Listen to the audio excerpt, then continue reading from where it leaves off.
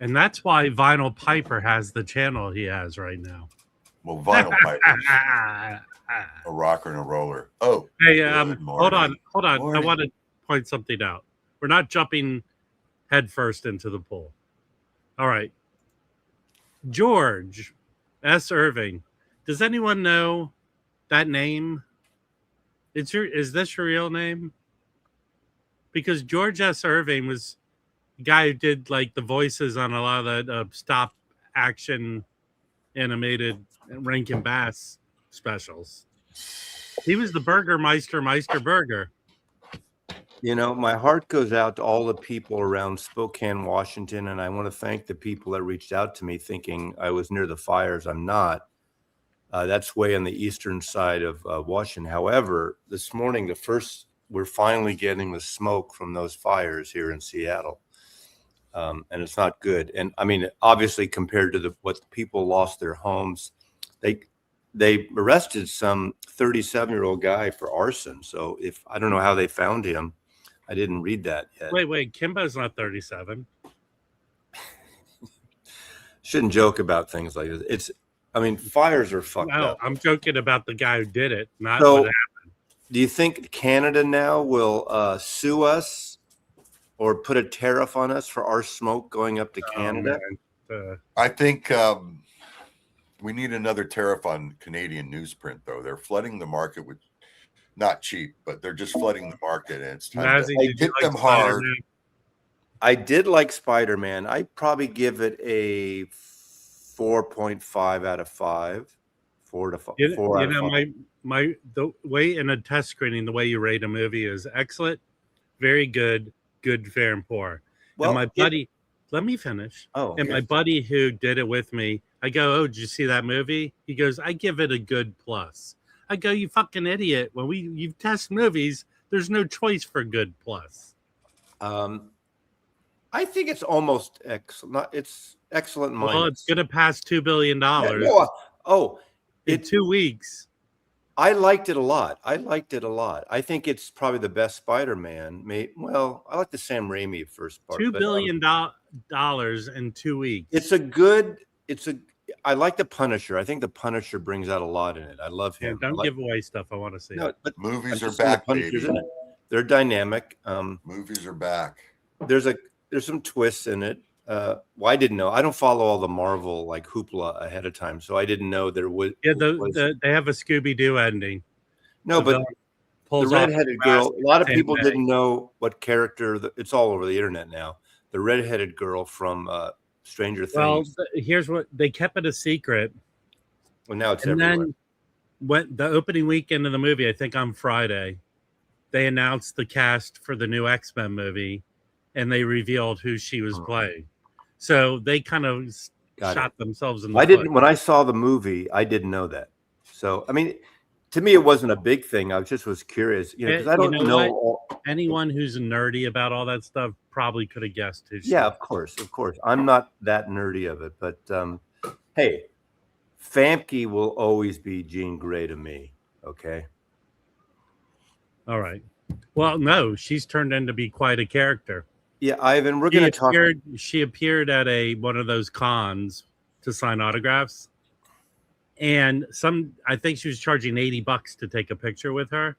Wow. And her handler comes out with a ruler and had you had to stand this far away from her. That's shitty. Yeah. Shut the front door. We're going to get into Wyatt Hawaii guy's video, because I think Wyatt, if you're up early, if you're looking at your phone right now, comment.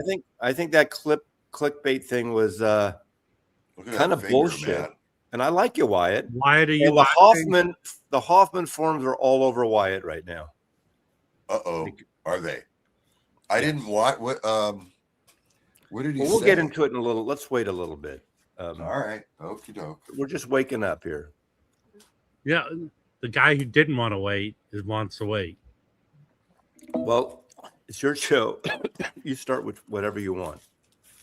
His real name is obviously not the Hawaii guy. I nicknamed him the Hawaiian guy. No, I think Rob and I and Jim have discovered Wyatt is a very nice guy. I think this clickbait shoot at the hip kind of video, like going after someone without really getting deep into the all sides of it. Okay. Vinyl Piper gave me $10. Thank you, Vinyl Piper. Well, that's Okay, halfway. can I do that? That's we talk about halfway that? of going to see Spider-Man. Yeah, but I'm really only going to get $6.50 of it. So calm down. All right, can I talk about the freak out map? No, not yet. Not everyone's here yet. You know what's going to happen? You talk about your freak out map. They're going to go away. And then 20 people come in and go, have you talked about the freak out map? All right, talk about the freak out map. I don't want to talk about the freak out map. I was a 12-year-old boy at this one record store, going every couple of days and see this in the bins, and I had no idea what it was. It would have been 1966, so I was 12 years old, and it just intrigued me. And I didn't know, I hadn't heard it on the radio, I don't think. Finally, I had enough money. I don't remember, I had little jobs here and there. And I bought this when I was 12 years old. How much was it? Home. How much was it?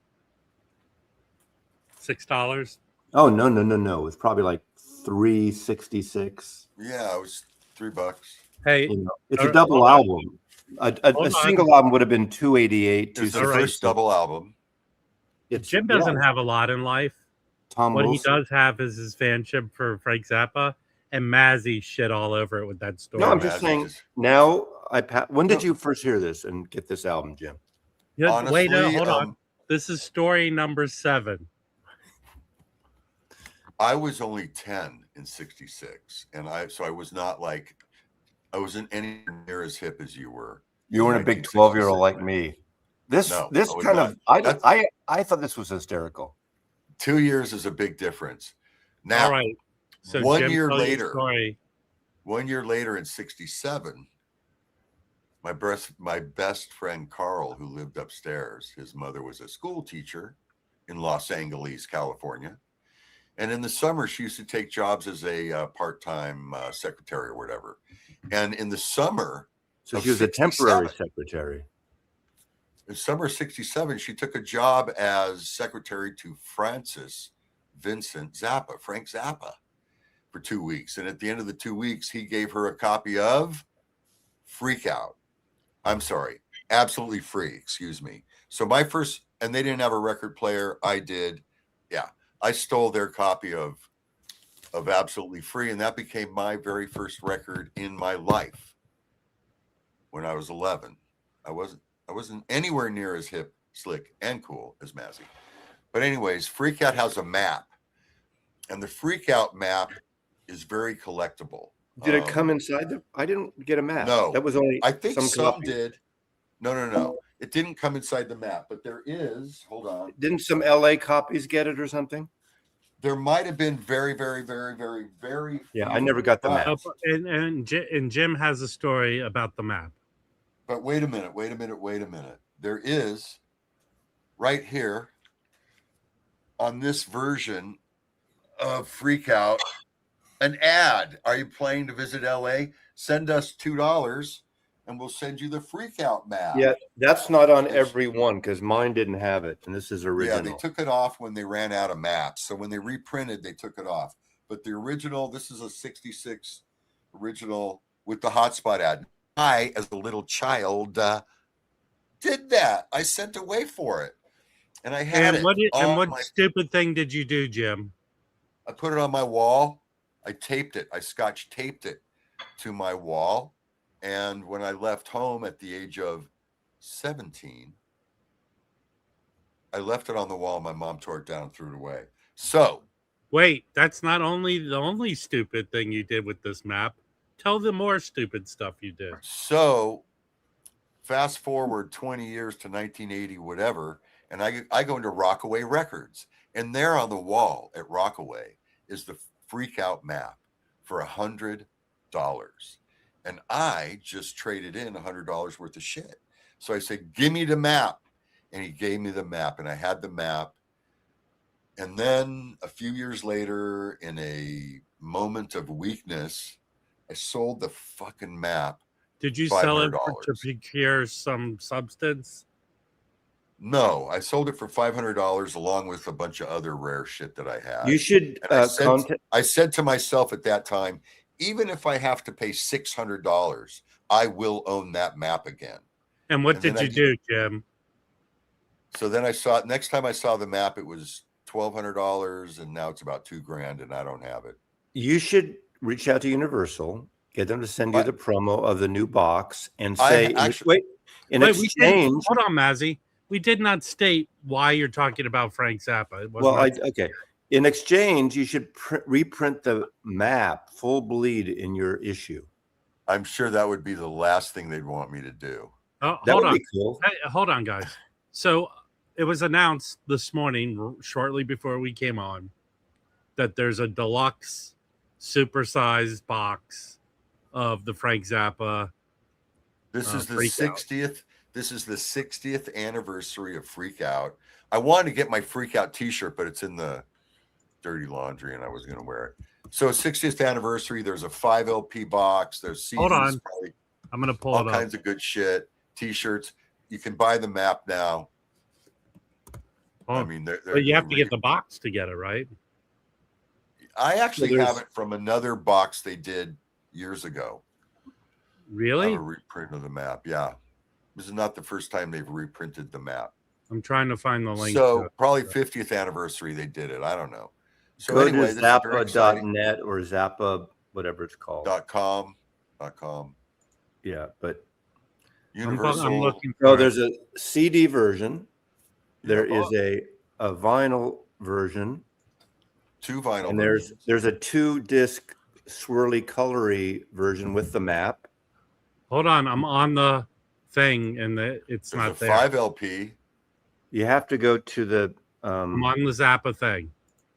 Anyone want to buy me the T-shirt or the here it is. Hold on. I'm going to share it.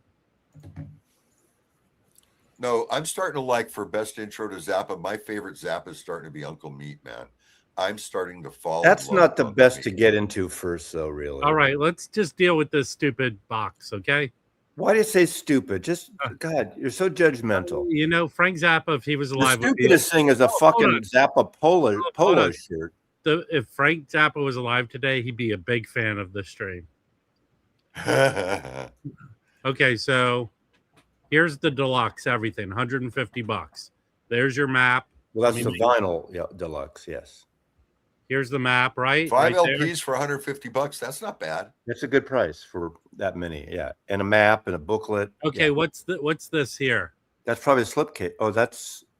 That might be an outtake. What does it say? Why don't you look at the details? Read it. Why don't you read for a change, Rob? Shove it up your butt. What is this? Where am I? How did I get here? Okay.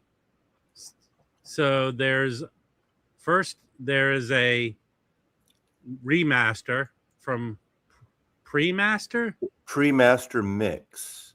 What is that? It was remixed. The album was remixed. So I this guess is the original mix? I guess, but I don't think that was released. So apparently, if it's mono, all the mono tapes are gone except for the singles.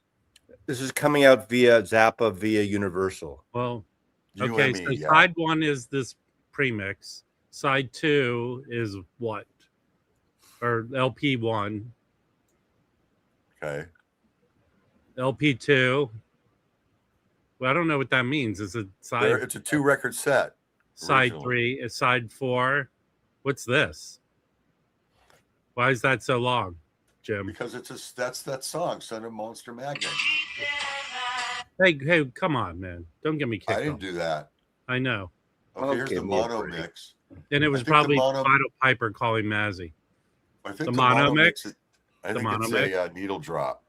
Okay, so it's a stereo and mono, and then demos, Mother's demos. Have these been available other ways, Jim? Was reissued, 10 years ago as something or other, but I have that one right here, but not as a big giant box. Now you can only get 4 of these per person.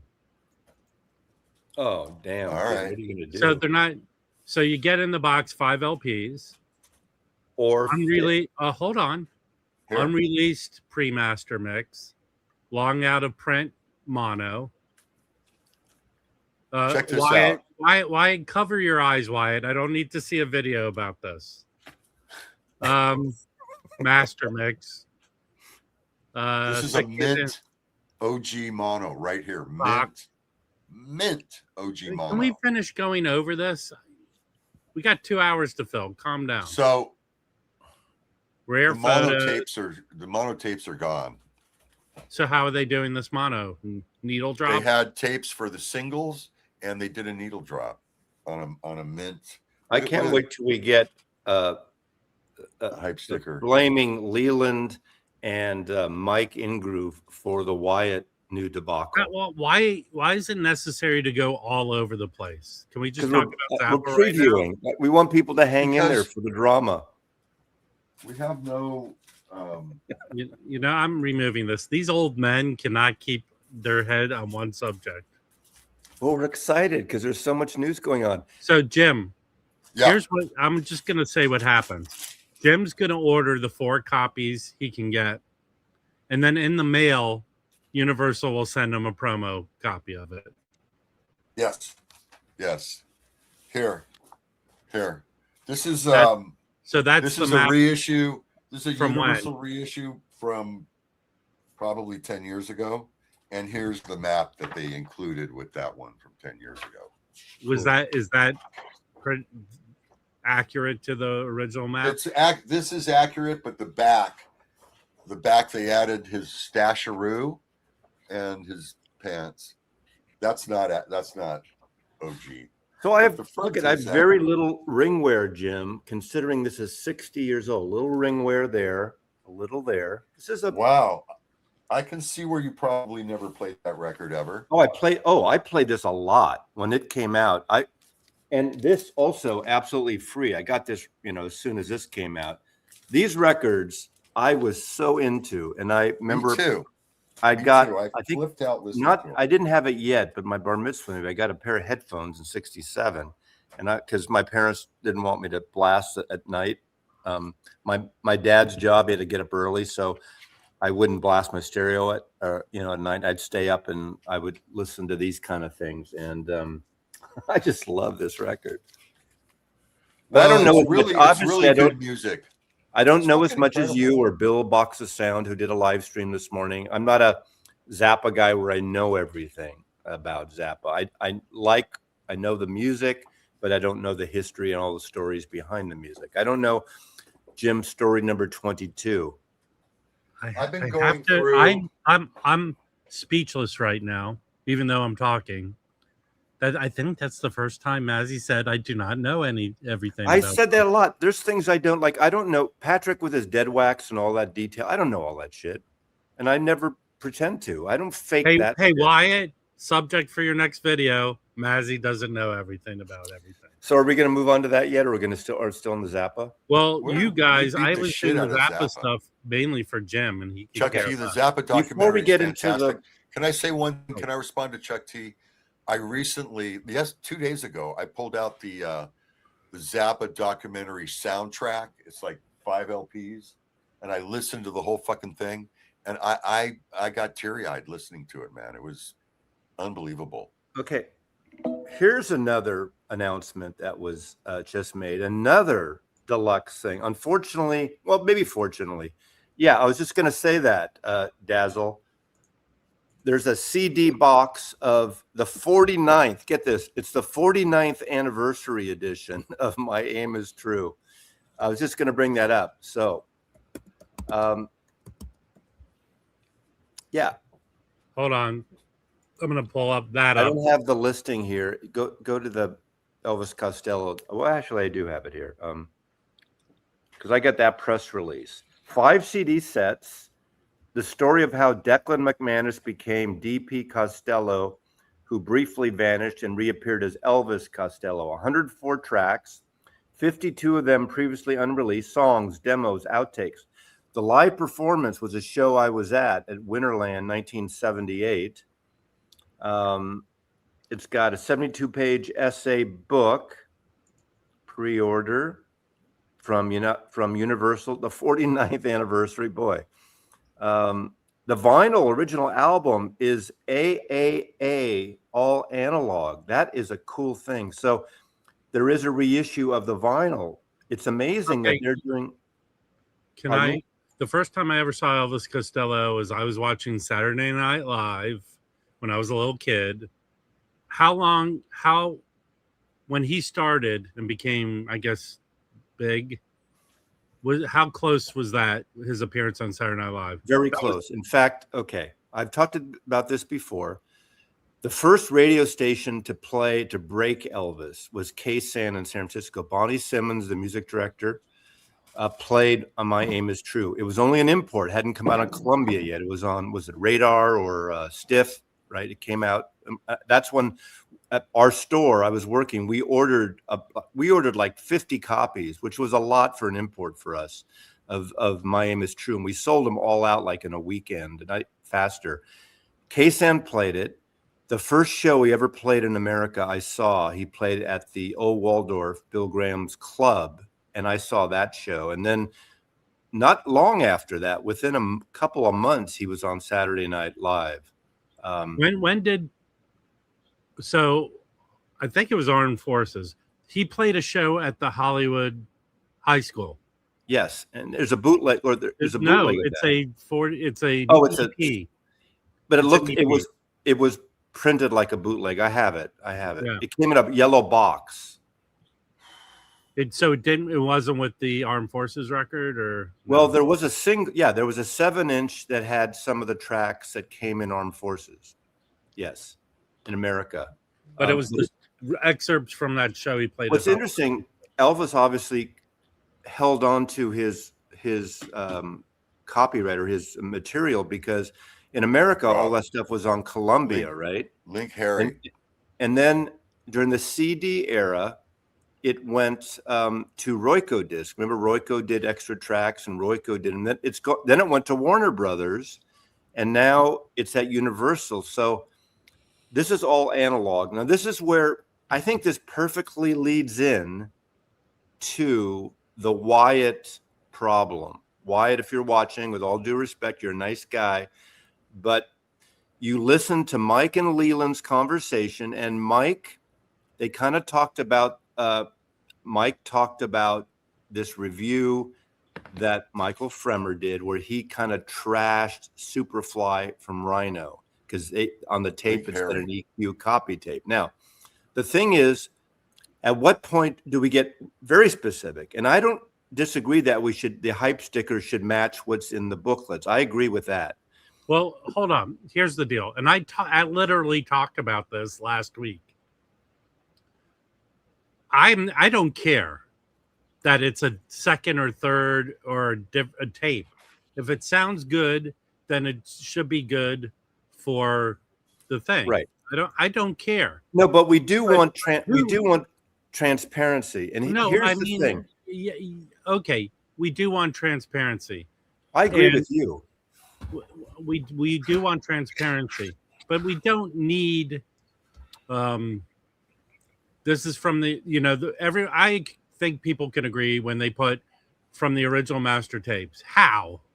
You know what I mean? Right. Not analog or whatever. I think the main thing is, and if you want to blame Rhino, he wants to blame Rhino for this. Now, remember when Black Sabbath came out from Rhino? It said original master tapes. We all knew, and they even said on Westminster or wherever they were, the Rhino guys, it's from the American master tapes. That is a master tape. It's not the original UK tape. It is a copy tape. Awesome. Okay. It is a copy tape, Rob, but it's the American. What all the greenies, it's all the greenies. Let's stay on one theme here. All the greenies. Hold on. Harry, can you fold that shirt for us? Show us how you fold your shirts. Yes. Marie Como. Okay. No, I agree with you, Mazzy. I agree. I think what Wyatt did with that video is he's being too. It's a clickbait faux drama. For instance, if you're maybe then the next step is going to be, do we have to say it's from the original American tape or the UK tape? For instance, someone in the peanut gallery, does anyone here have any of the acoustic sounds, the AP, Rhino, Genesis, the or the Atlantic Genesis. Okay. Does anyone have those Genesis? Did it say original master tapes? Well, did it say the original UK master? Because those are probably from the original American master. So in that case, it's not the original either. It's a copy from the UK. So at what original point do we means have original. when they If it start says going original, I would from the assume it's the master, the original master. No, not a because one-off most safety records tape. are cut from a production tape, not the original. They make a production tape, and that's what most records are cut from. listen, I heard the Zappa box is from the original Hungarian tapes. Those are the best ones. I'm just I saying. was sound They have asleep one this eyebrow. morning. Okay. Yeah. I was sound asleep and I felt a disturbance in the force. And You it was like shit your someone pants. said Mazzy didn't know something. And I Yeah, woke up. Okay, another new announcement just came above. Well, wait. Let's stay on this. But here's really the deal with all this nonsense about the original tapes versus the other tapes, because didn't Fremer, the master of everything, shit on the Superfly because he didn't think it sounded good? That's what this whole thing came from. No, it's not that he said the tape didn't sound good. He didn't like the music. But also, let's We didn't talk like about either. let's talk about It was from an EQ copy. You know what? Someone needs to be the gatekeeper of all the nonsense hysteria over the vinyl community shit. Wasn't there a big to do with the Doors, like the Vinyl Me Please reissue, there was a click in the tape, Yes, and stuff like that on the mono, right? The original mono, and that Bernie Grumman did the Vinyl Me Please one, and then it was deemed to be digital. Am I right about that? Am I wrong? Are you three asleep? I don't remember that. I don't know. No one remembers that? It was like a big deal. No, I think you're right about the click, but I don't remember the other part. I know production tapes are not the original master. Wasn't it in the Cars? They're considered the master. I mean, they're not technically the original master. Hardly anything is cut from a master. They EQ it. They do, Okay. Well, think about it. Here's Every song I said has Kimbo its is own a good master guy. tape. And Okay, they're put together Rob, to create the we album. just got a major jazz announcement. Oh God.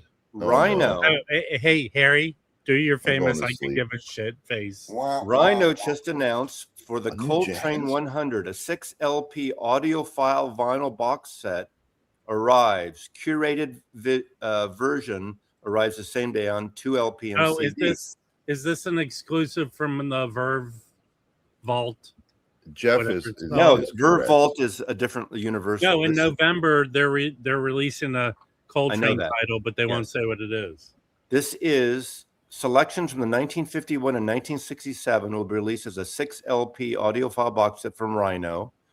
A curated version on CD. Okay. Well, wait, how did you get this? They emailed you? I literally just got a press release. Can you send me Special it? So I delivery. can- Yeah, I will. Both configurations mastered by Bernie Grunman and features an essay by Ben Ratliff. 180 gram optimal. Doesn't say about limited edition 12 by 12 poster, and masterwork license from Prestige, Blue Note, Atlantic, Columbia, and Impulse. So this is like a cross label. Are those all Universal owned stuff? Rhino's not Universal, so they made one of these. It's I like guess- when Superman versus Spider-Man. right. It's like two agreed It's a to cross label thing for the 100th anniversary. Yes, he is. Okay, I'm going to forward it to you now, and you can do it, Rob. Okay, so the problem is that the Monomaster is master for AM radio. I don't think that was a problem. I think there was actually something wrong with the tape or something. All right, Mazzy's gonna send this to me. This is like, how many Marvel DC crossovers were there? That's like, this is what's happening. Well, But then look at the the right- Rolling Stones new album with all the Marvel covers. Yeah, that's silly. What was that all about? It coincide with Spider-Man making $2 billion so far. Yeah, well, All right, let me see what Mazzy just It's all said. about the money. maybe that's why Keith is still alive. He's got spider blood. Okay, it looks like Please don't go. Hold on. I don't want to show my. Well, it looks like the link isn't live. Okay, because you got a promo. I'm not going to show it to get you in trouble. No. So this. Oh, here it is. There it is. Okay. So is it from? It's from Rhino. It's Rhino. It looks like. Hold on a second. Oh, here it is. I'm going to pull it up. I got it. You got the link? You go to the site. Yeah, I got the site. $150. There's a bunch of stuff because they're doing all this stuff for his 100th anniversary, right? So I'm shitting on the stones. I shit on rocks. He shits in his bed. That's what woke him up this morning. Okay, here it is. Let me pull it up right here. So this is the box, but there's also an essential. Okay, here's the box. $150 for 6 LPs. I don't know if I like that cover. They must be. They're trying to promote digital. Obviously the that it's a 100-year. Yeah, thing. But the color scheme and the design and I don't know. What do you know? What do you know? I don't know. Listen, everyone. I know Mazzy doesn't do this, but I'll do it. I don't know everything. I didn't say everything. I don't know everything either. I mean, is there anything on here? This is good for someone who wants to dive in but doesn't want to buy all the different things. This is kind of a good overview. I didn't look with track listing, but if this has Impulse and Prestige and Atlantic, that's kind of a I kind of have Mike's take. Meh. It doesn't come off as special. Well, it's celebrating the 100 years. I mean, kudos to Rhino for getting all these adversarial labels together to put this out. It's all about the money. But nah. I mean, personally, I would, if I was forced by someone holding a gun to my head, I would get that Live at the Village Vanguard box over this. Meh. Ryan, hey, the board meeting when someone suggested this, meh. Oh, I totally get it. Celebrating, I have that big Duke Ellington when his was a centennial, that big red CD box that came out, RCA years ago, BMG. And it's a big, massive, celebrating there's a bunch of Miles Davis stuff coming out. Hold on, I have to discipline someone. Fluffy. I know you don't know everything. But Fluffy, they just put out a mono box of all his Atlantic. Yeah, it's the French covers. It's out. Fluffy, you can go buy. You can buy them individually too. Fluffy, stop sniffing gas or whatever you do. Hey, leave Fluffy alone, damn it! Quit piling on. I think I could see there's not the big jazz freaks will buy this, but I think people are into records in the last maybe 5 years and want some Coltrane. This is a good overview. And they just want one thing. They don't know maybe. Look, it's a cash grab, guys. Yeah. Well, I hate it. On the next Wyatt video, it's a cash grab. It's like a greatest hits box set, All I'm saying is give peace a chance. Here's what I always say. Why did they waste the budget to make that movie? That's kind of my first reaction to that box. Well, okay, let's go back to the Zappa then. For 5 CDs, how many people really want all the demos and stuff? People like Jim and Bill's box. So this is where it's a cash grab. How many years ago, Jim, did they sell the estate to Universal? 10, 5. Yeah, but it's like saying how many people want that Yoko album? They just but they're putting out stuff to make their money back. I get it, and also. Okay, you don't need everyone. Hold on. Luckily, we have a super fan of Zappa here, and Jim's reaction was not negative, right? It was positive to that box, of course. And I would consider myself an above-average Coltrane fan. I'm not a new super fan, but I have practically all his records. I get stuff when it comes out. That box to me, my first reaction is. Whatever. I rather listen to those songs on the albums they're on. Yeah, but then So how the many Zappa albums do you have box- to, how many albums do you have to buy to listen to all those songs? Yeah, listen, this isn't a K-Tel commercial, Mazzy. No, I totally understand that. I don't think I'm above average you Coltrane fan. Yes. That should appeal to me and make me want to buy it. It does not. No, I don't think it should appeal to you. I'm an above average Zappa fan. Okay, Rob, if you had no Coltrane, if you're a person who has none, would that be something you consider? You were interested. No, because I would want to get into Coltrane. But you know what? Yeah, that would be your stepping stone to get into them. Of course, you can stream everything, but that would give you a taste of all the different areas of Coltrane and see which ones you want to buy. Rhino, get out your pen and paper recorder, and you can use this in your marketing from me. If you're going to buy a Coltrane box, I already said that they put out this live at the Village Vanguard, which the whole concert that they did the week of shows has not been released before. It was a 2 LP record, which I have. I didn't buy that box. If I'm going to compare two boxes, in the last 2 years, there's been 3 Coltrane boxes. This new one coming out, the Village Vanguard Live, and then the French cover mono reissues box. If I was to buy one of those, it would be the mono box. That's just logical.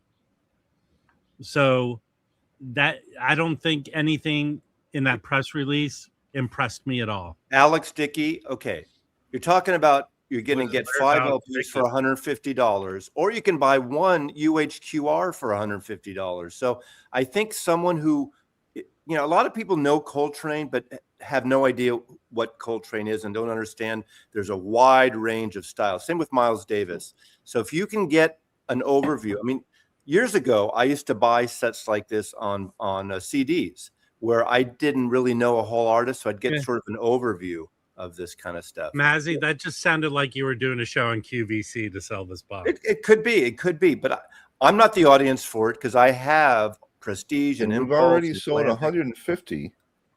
And if we can sell 200 in the next hour, actually, we'll get free shipping. Also, Harry, in the box, there's a little book of Coltrane's favorite recipes. There you go. Yeah, $150 for a fucking Lamb chowder. $150 for a fucking what's his name? Donald Fagen record that nobody wants. So that's a great price, really, if you think about it. Hold on, Mazzy. Now you can get 5. No. Overview of John Coltrane. No, hold on. I have not heard Tim, one. Seriously, Mazzy, I have not heard one negative thing about the Donald Fagen. I use that as that was my joke. I mean, okay. I'm sure it's great. I don't know about Here's that. what I'm going to say, the powers that be.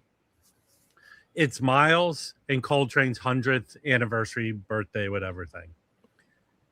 I have not seen one thing to celebrate their lives in any releases that these companies have done. What about this? Kraft released nothing. What about this? Kraft released 2-3 months ago a single best of John Coltrane, a single LP on Kraft. Who's going to buy that? Hold on. Okay, so now we have Wyatt. Get your pen and paper out and dictate what I'm saying. Is Wyatt here? No, I'm joking. Come on, Mazzy. Got it. So this box that Rhino's putting out is like, fuck you, Kraft. We'll do you 6 better. Right. It's the Colt. They did it with Miles. Okay, we'll go through the list. Kraft did a best of both Miles and Coltrane separate. Right. Didn't impress me. To me, that was nothing to celebrate. We're not the audience for that. Yes, I am. No, not for a best of. Hey, everyone in the chat. What music am I into collecting on vinyl? No, but you don't need a best of, like you said. For instance, for Kraft to do a best of, that's only the best of the Prestige stuff. It doesn't have the Atlantic. It doesn't have the Impulse.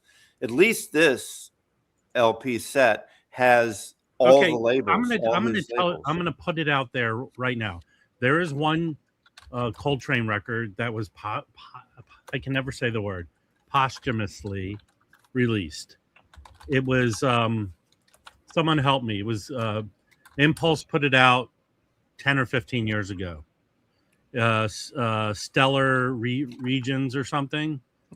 Oh, Fantastic album. Like that album was done. It wasn't done the way they're redoing records now. Remastered by Kevin Gray. Blah blah blah. But it is an incredible album. They haven't pressed it since. That record is over $100 to $200. Hold on. Killer record. No better way in my mind to celebrate his 100th anniversary than reissuing that record. That one then and there. Universal, that's what you should be doing. Verve or Impulse label, that's what you should reissue.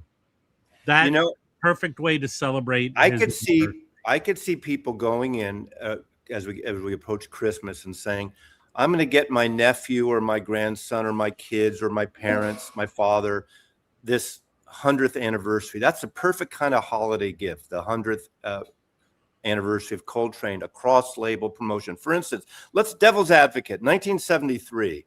Now, they did Alan Klein kind of started this as a result of 2 bootlegs that came out. The red and blue Beatle albums were massive. Okay, I'm putting my foot down.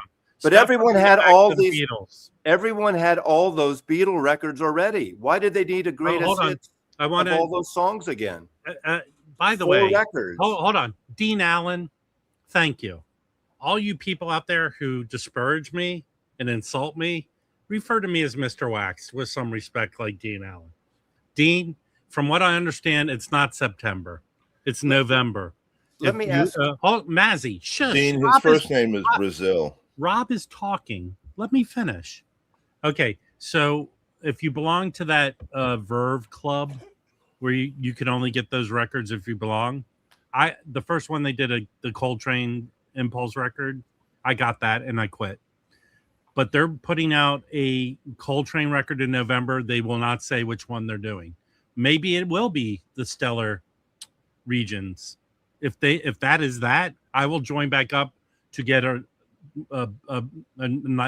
hopefully a more analog recording of it, because that record is excellent. But Rob, yeah, okay. I'm going to mention this because I just did again, but I want you to answer this. As great as the Beatles catalog is, a lot of people don't want to buy 13 albums. So for buying the red and blue, and it's the same with Coltrane, you're not going to buy 50 Coltrane albums for a lot of people. Maybe you and I will. But this is an overview of his entire scope of music. And I think that's all that came off like is you're some sort of Rhino apologist. I would say about any label.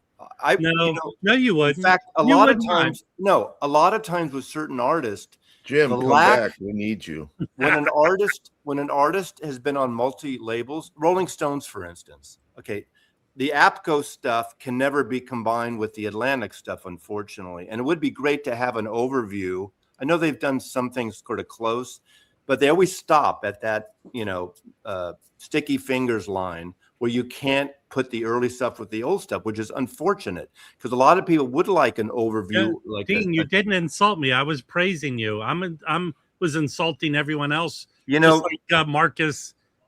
I would say this about any label. When you have an artist that's been on so many labels, like Elvis Costello, we're talking about that reissue. He owns all his stuff, so he can take his Warner Brothers stuff, mix it with the Columbia stuff, with all the different labels now, because he owns it all. So you can do a comp with everything. But I'm surprised they were able to license from all these other labels. Can I refer to can I agree with Mazzy on the comp? Especially that Beatles comp, because back then in those days, we beat the fuck out of our records. And to get that stuff, the greatest hits in one place, it was kind of don't conflate. Oh, Dean, now I know what you're talking about. I think everyone who got those from Record Store Day said it was not listenable. Those tapes were horrible. People were upset that they paid money for that. So if they're putting out a box of those tapes, who would want a box of that? See, a completist would want a box of that, an archivist. Well, I don't want to listen to bad recorded music. But again, I wouldn't compare this Coltrane box to anything Beatles. You guys just had a fully erect boner for 5 days about the Rubber Soul announcement. the Beatles are different than any other group, any other thing in the world. They're different. Yeah, Beatles fans, they can't make enough shit for you. So here's a bad compilation box. Really bad. Of what? Why is that a bad box? Because all this guy Dean did is he went to these shows and recorded them all, but he only recorded the solos. He didn't record the complete songs. I've heard of that. Yeah. Oh shit! This is horrible. I can't even listen to this. Well, you're not the audience for that. Did you get that from it wasn't what I expected. That's from your late friend, right? Yeah. Dean. Anyone who bought the album they put out for Record Store Day was not happy. They're not good recordings. No, they're not. You know, it's just I'm not I don't need a box just to have it. You know, it's like the guy Harry that did, I forgot his name, the guy that went in the wheelchair and recorded Pink Floyd, in LA, and he did all these. He's like famous for his high end. But he recorded the entire show. Right. All this guy did is record the solos. I've heard of that guy. Yeah, Mike Jazzbum Mike is, I would say, an above average Charlie Parker fan. He disagrees with you. Yeah. Well, I think, but see, now if he would buy something like this, there's people that would buy the Coltrane box. Why don't you send that to him? Sure, Mike. If you need, do you have it, Mike? Do you want that from Harry? I'm just giving you a bad time. He needs to clear out some space for the new Coltrane box. Yeah, yeah. I broke down and ordered the rubber sole box. I wasn't going to do it. See, Harry just proved my example. They cannot make enough Beatles shit for Beatles fans. Weed, California.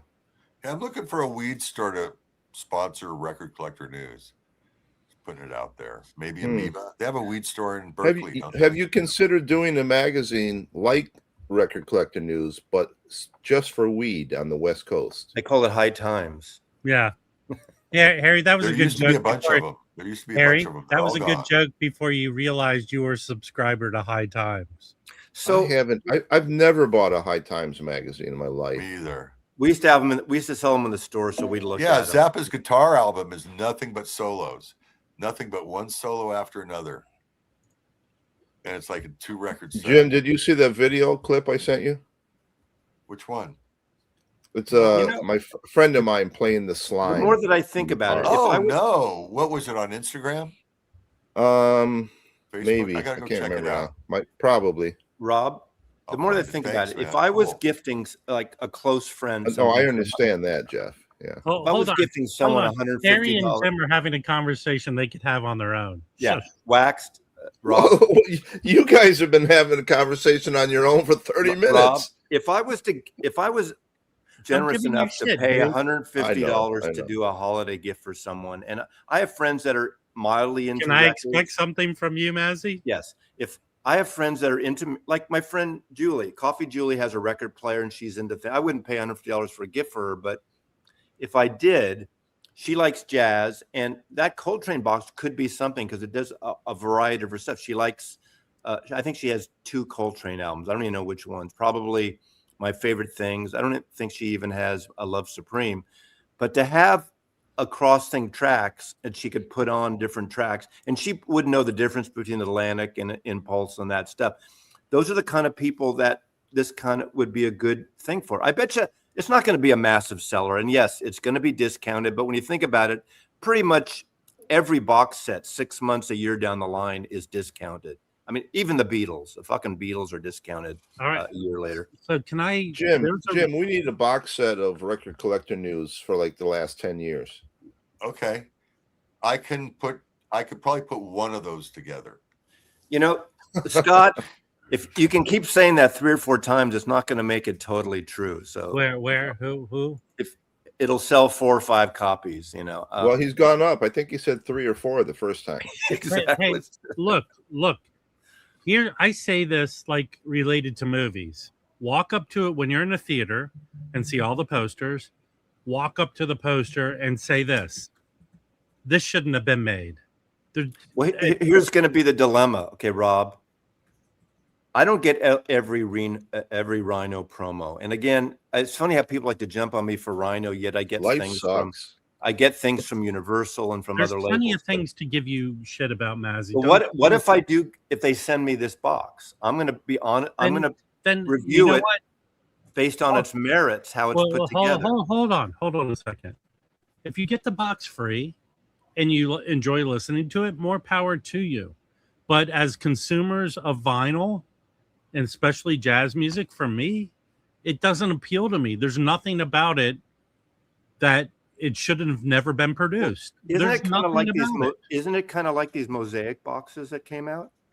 Well, let me ask you a question, Mazzy. By the way, Mosaic is still in business. I know. They do. Hold on, let me finish. They have a new Louis Armstrong box coming out. Okay. It's stuff he recorded from 24 to 25. 1924, 1925.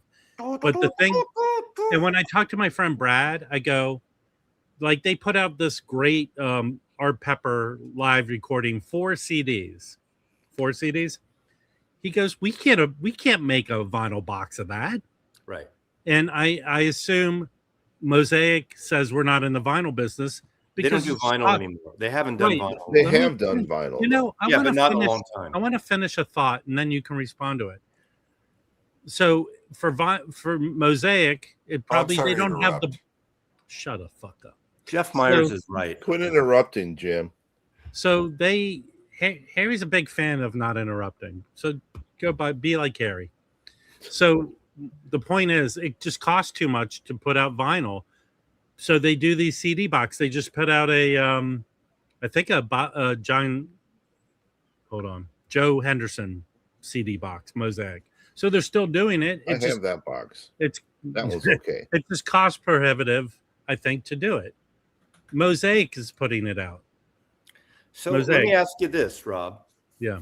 Let's say there was I'm trying to think of a rock.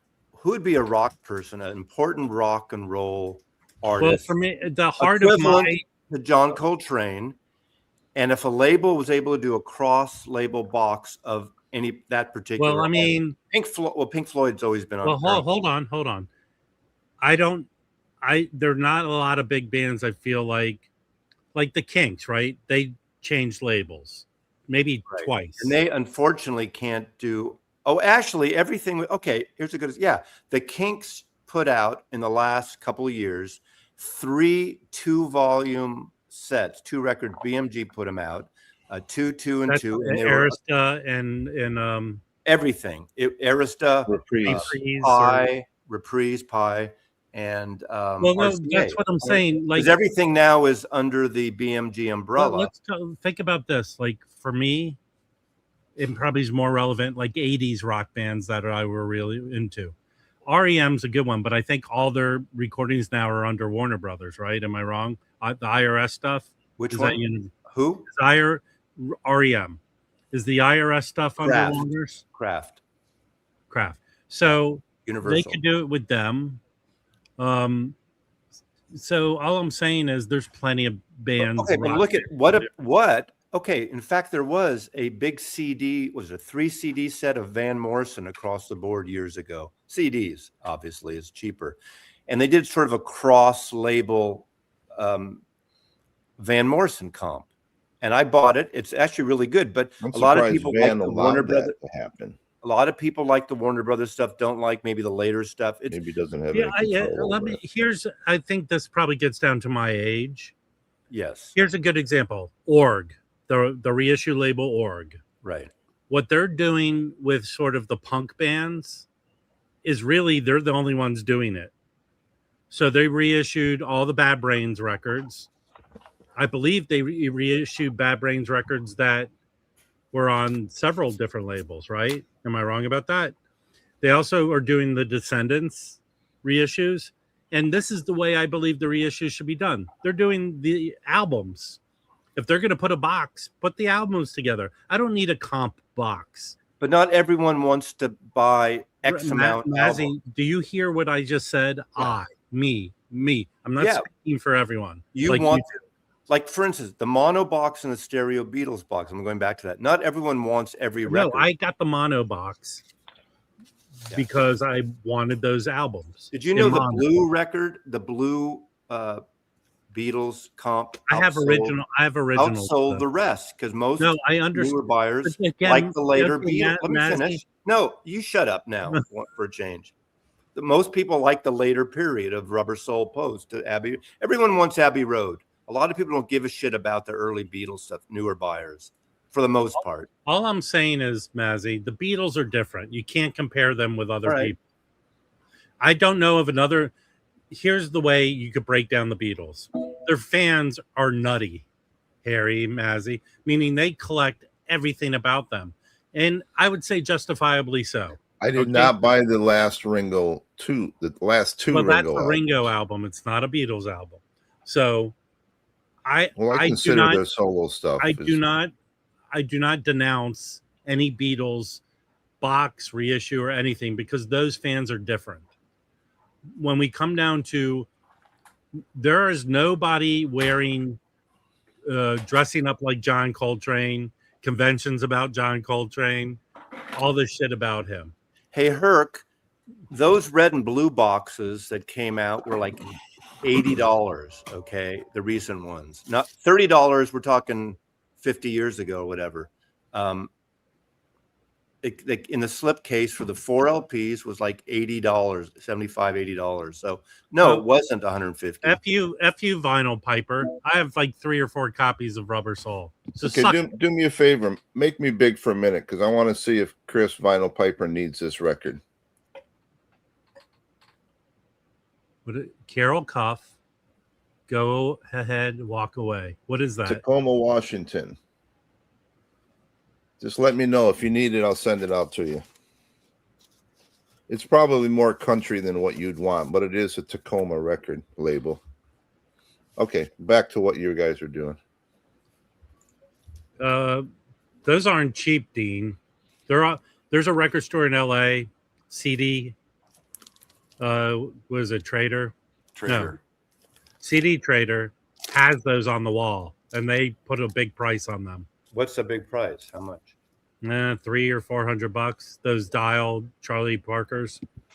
Look, I think when we're talking about your address, I think when we're talking about jazz, here's what a good jazz reissue or whatever is: either an unreleased album that was never released, or a concert that is a good recording, not an archival recording. That's what I'd be into. I'm not into jazz a comp. I'm not. I'd rather have the album it came from. I don't believe I have comps, and especially in a 6 LP box, it just doesn't excite me. And you know what, Mazzy? Here's honestly what I believe. You know, you talk to the guys at Rhino. I never get the sense that there's a specialist at Rhino. There's the jazz guy. There's the rock guy. Like, they know everything about it. I don't know who the jazz guy is at Rhino. I don't know. You know, as a person who comes from the world of market research, it's amazing to me how much not market research the music industry does. It's not that hard to survey a group of fans of John Coltrane and say, hey, if we produce this, would you want to buy it? They don't do shit like that in the music industry. The only market research they do is they take sales data, and that's it. They don't do focus groups. They don't survey fans, and it would benefit them immensely if that's what they did. Huge. I'm a firm believer of that. We have tons of people in the chat giving their thoughts and stuff, and your thoughts are valuable. Rhino doesn't consider any of that when they put out their reissues. I'm almost positive. I would love to be proved wrong. Rhino, tell me the last focus group you did about John Coltrane, and I don't think they do focus groups. I'm being sarcastic, Mazzy. You could tell the difference. No, I can't. So it's not hard to get data and information to make these decisions. It's just 4 people with their thumbs up their butt. That's it for your Coltrane reissue box, guys. What do you think? You guys want to see some interesting 45s? Okay. No. I'm going to cover up this one word because I don't want it. It's my stream. I want to see it. Let's see it. We can't see what it. What is Rebel? Oh yeah, cover that up. I should have never shown that. What is this? I bought a collection of 45s. Is that a racist 45? All of these are. I mean, show the one about the Jews. I don't know what to do with these things. I mean, I guess I should just destroy them, really. Look. Hold on. When Jim comes back, there's a record store where he says in the back room, there's a lot of racist paraphernalia, like collectibles. But the thing is, if you look these things up on like Pop Psych, some of them go for $50 to $100 a piece. But then sell them. Yeah, but do you want to donate the money to this a kind of terrible organization? I blame one Jew, you, Jeff Myers. Hey, Harry, can it be a regular segment where you come up and show your racist records? Okay, the other one I want to talk about, and this won't be as controversial to you, and maybe no one cares here. I just got another press release, which I was going to read before. Susanna Hoffs out of these. Susanna Hoffs announced a new album, The List, via Baroque Folk label. I never heard of that. I've met her once. Very nice. Okay, I'm sure. It features Rufus Wainwright, Dan Wilson, Edie Brickell, and most intimate stories that define Susanna Hoffs. It's sort of a folk album. Susanna Hoff has a new folk album coming out. All right. She doesn't even have to sing. Can you find something controversial that you hate about this, Rob? Do you hate something about this? No, well, I met her. She's very nice. My Lord. And she, for a woman who's like 67 years old, she's still nice. She's she's lovely. We did, speaking of good-looking women in videos and stuff, we did Addicted to Love at open mic the other night. Did you have women dressed Robert up? We had every woman in the place was up dancing. Robert Palmer's a man, Harry.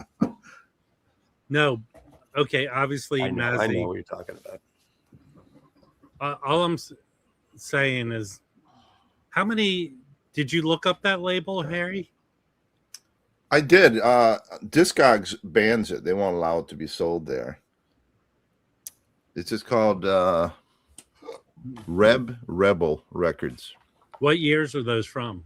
Oh God, they got to be from the 70s, maybe late 60s. Because one of them is not racist. It's just a song about Vietnam. So I don't think that'll go over well, Bobby Gass. What do you think about a big box set that has all the Johnny Cash label records from Columbia and the pre-Columbia? Okay, Mazzy, I have a good response to you. Okay. They should do a box of all the America records he did. Were there 5 of them? They did a box of them. They did? Yeah. Okay. I have it. No, I don't have the box. I have the individuals. They did a box. I mean, and they did the Unearth, the outtake box too. Johnny Rebel. Okay, calm down, Harry. Now you're going crazy. Well, somebody was asking who the artist is. Most of them are Johnny Rebel.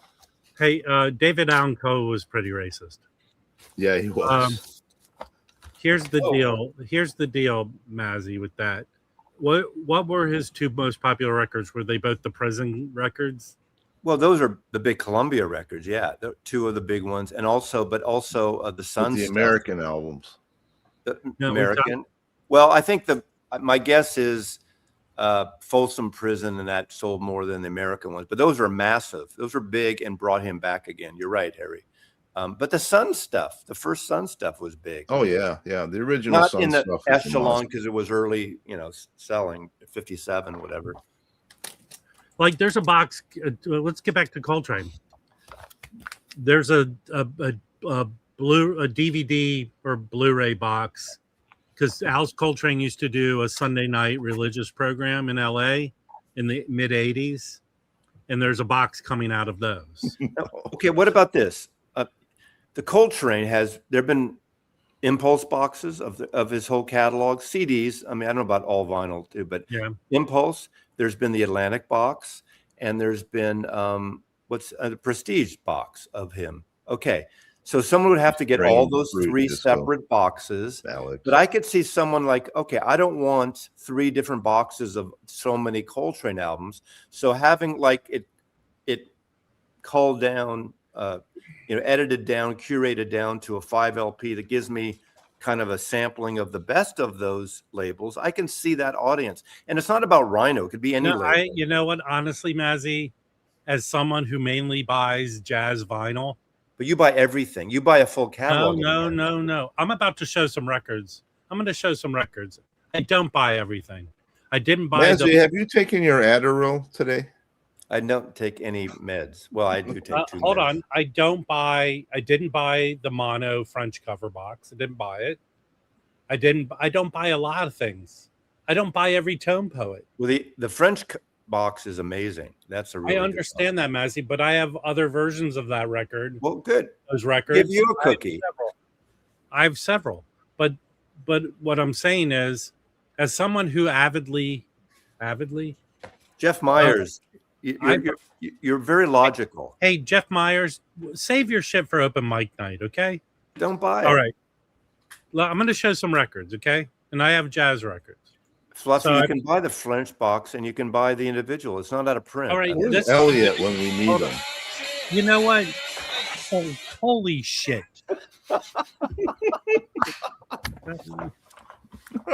What was that? It's Jim, who needs to really grasp the concept as an old man who wears an iWatch that you can feel it vibrate when someone calls you, dude. Okay. It's always vibrating with Jim. So this is a good example from Mazzy's. Jim's like, call me. About 7 years ago. Now, I know maybe that record. I have that record. Hold on, let Rob talk. 5 or 6 years, less than 5 years ago, they put out a 3 LP version of this. This originally, Mingus at Carnegie Hall came out. This is a promo. Came out as a single disc, 1974. But they put out a 3 LP. I have that. So to speak to your point, Mazzy, they put out a 3 LP with more of this concert. I remember that, yeah. And it was worth getting. That is an exciting thing for me. Okay. But not everyone wants that much of that. Mazzy, I will defer to you when we're talking about the Beatles. Sorry, Harry. Or some sort of fucked up folk rock album that a girl crying with her guitar. But you have to give me the jazz. This is a 2-way conversation, Rob, or 4-way. This is on Monarch Pressing. So this is a good example. That one looked like it was really clean. And that 3 LP one is not expensive. So I would pick that up. But this is good. Okay. There you go. That. I got the Steve Tibbetts, who's on ECM, guitar player, promo copy on US pressing on Warner. What happened to the cover? Is it supposed to look like that? Yes, it is. This is very minty. This is an ECM record. Someone should do a top 10 ECM records. You should get. This is like one of them. They do horrible covers. It's about the music, stupid. That should be on a T-shirt. I like that, Rob. I like that. You should claim that. This is a good. So this dollar brand. If anyone who collects jazz knows those Netherlands jazz records from the early 60s, mid 60s, where they had the same artist do those drawing covers. This is a French reissue of the dollar brand record. So this is nice. That was a good pickup. Here is a later pressing of this great live show that Yusef Lateef. Okay, here's one for you, Mazzy. This Live at Pips is a famous Yusef Lateef live album. But technically, the whole concert, this is only part of it. There, you talk about those dedication series, MCA, double LP. I don't know if they're twofers, but there's Yusef Lateef is another album of this show, and then later on they put out. I think it's called Last Date. Is the third record from the show. They should get all 3 of those and put out a 3 LP. But there are people the entire Pep show. There are people who don't want complete, like the Plug Nickel is a good example. There's a big box set, but a lot of people, they probably sold more of the 2 CD sampler because not everyone wants that whole. Okay, Mazzy. 10 CDs. Mazzy. that has a good story, and I think the I reason know the story. I know. Mazzy, not everyone knows the story, and Rob needs to finish his thought. So here's the deal. I'm out of here. He's going to go take a number 2. Man. So here's the deal. Mazzy, there's so much lore behind those Plug Nickel show. Okay, that was a bad example, but That a lot is- of the Zappa. You could buy the big 5 LP Zappa box we talked about earlier, or you can buy a 2 LP standard box. Luckily, we have someone who's an Uber Zappa fan here. You can't make enough shit for those people. I know. But some people just buy that 2 LP version to get the poster. But Mazzy, instead of listening to what I'm saying, I'm listening to what you're saying. My point, you come back at me with like an opposite take on it. Does this mean you're not going to pick me up at the airport now? No, I'm going to take it. It's not where I pick you up, Mazzy. It's where I drop you off. So, if he heads toward that van with no windows, how many people in the chat that are a fan of Yusuf Lateef would buy the 3 LP complete show of this Live at Pips? I'd buy that's something I can get behind, not a 6 LP comp of Coltrane shit. No, okay. All right. I think we've clued in that you're not the audience for this, Rob. I can't stand flutes, so fuck Yusuf Lateef. Why don't all 3 of you? No, not Harry. But Harry, flute up your butts. Harry, I want to ask you this.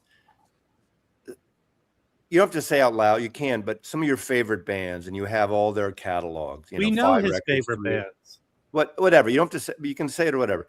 How often do you pull out like a greatest hits? Because sometimes you just want to hear the greatest hits of whatever that band is because you don't feel like playing the full albums. Do you do that very often? I rarely play a greatest hits. I always played the album. Actually, I can help you, Mazzy. So there's certain artists that I love, like Bob Marley, Legend.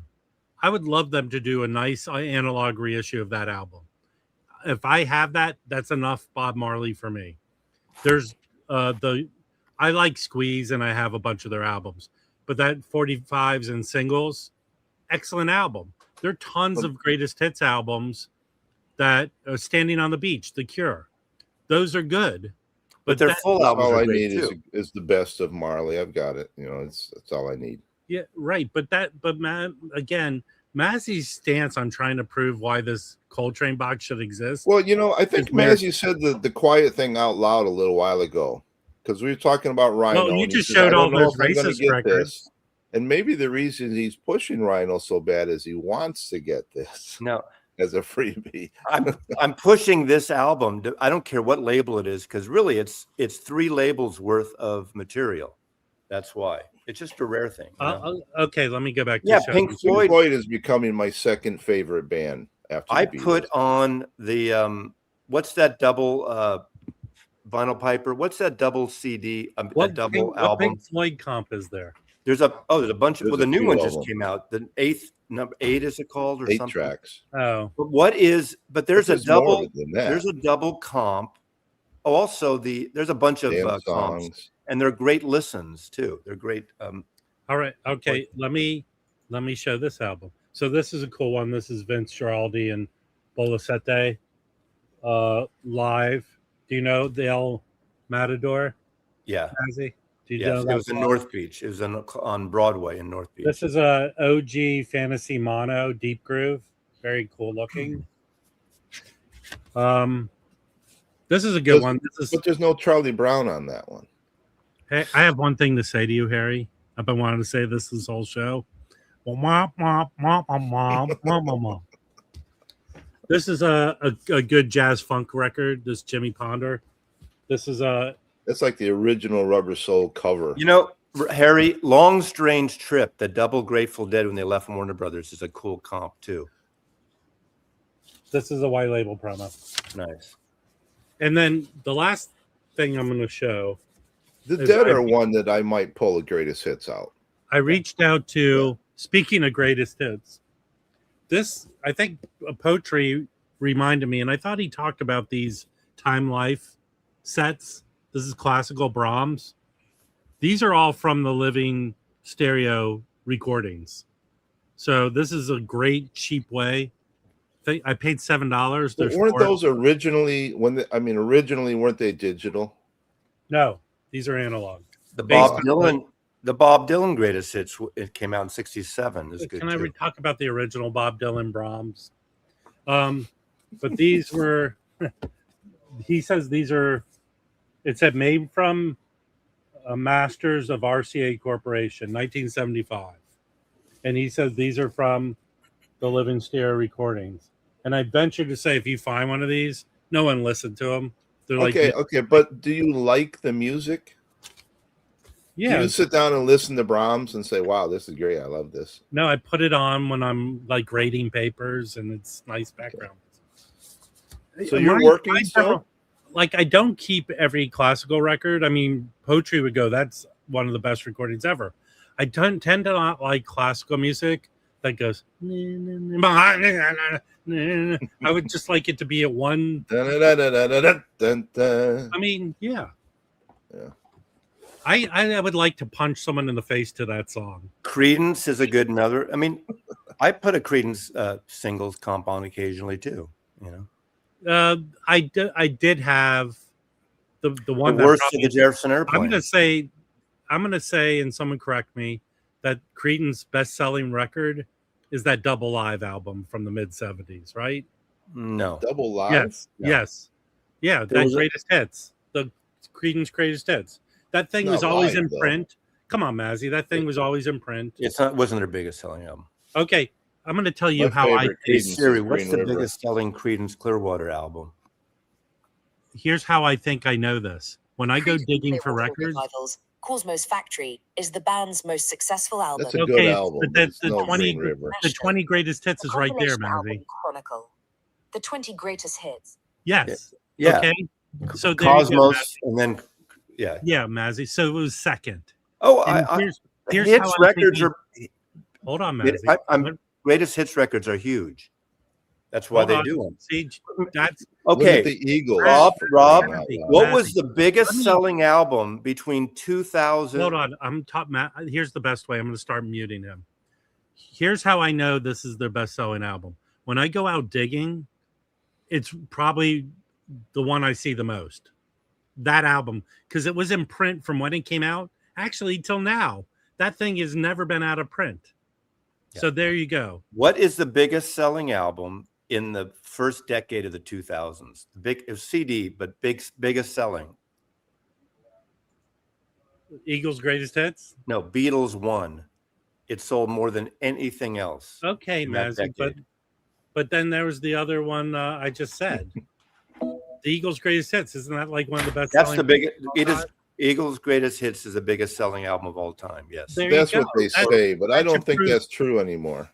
It may not be anymore. Yeah. One time. Oh, hold on.